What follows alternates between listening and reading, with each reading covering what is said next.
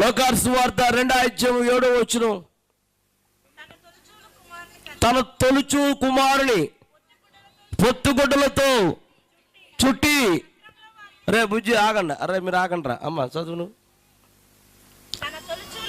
తన తొలుచూలు కుమారుని చుట్టి సత్రములో వారికి స్థలము లేనందున ఆయనను ఏమి లేనందున చెప్పండి, సత్రము లేనందున ఏమి లేనందున, అందరు చెప్పండి రా గట్టిగా, సత్రము లేనందున ఆయన అక్కడ పుట్టాడంట, పశువుల పాకలో పుట్టెను. స్తోత్ర. పశువుల పాక దేనికి సాదృశ్యం అంటే దేవుని సన్నిధిలో దేవుడు యేసుక్రీస్తు తగ్గించుకునే స్వభావము.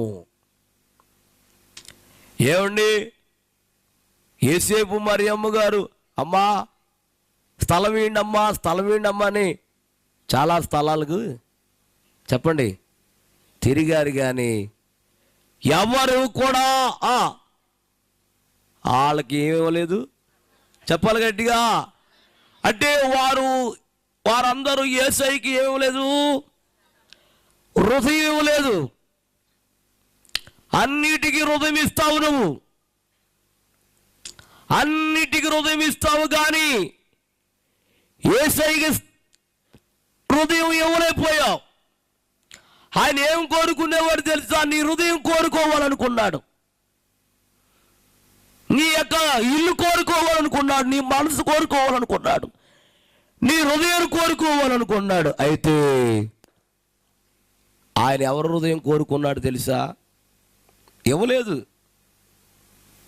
ఈ మనుషులందరూ దేవునికి ఏమివ్వలేదు చెప్పాలి. కానీ యేసయ్య ఒక హృదయాన్ని పరిశీలన ఇచ్చాడు.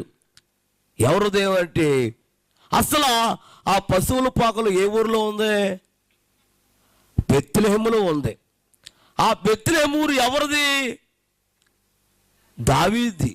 స్తోత్రం చెప్పండి. ఆ బెత్లెహేము ఊరు ఎవరిదంటే దావీదు. అంటే యేసయ్య తన హృదయాన్ని కోరుకున్నాడు. ఎవరి హృదయాన్ని చెప్పాలి? దావీదు హృదయాన్ని. ఏం రోజు కోరుకున్నాడంటే అతడు నా ఇష్టానుసారమైన, నా హృదయానుసారమైన మనుష్యుడు. అంటే దావీదు దేవునికి ఏమై ఉన్నాడు? అందరు చెప్పండి.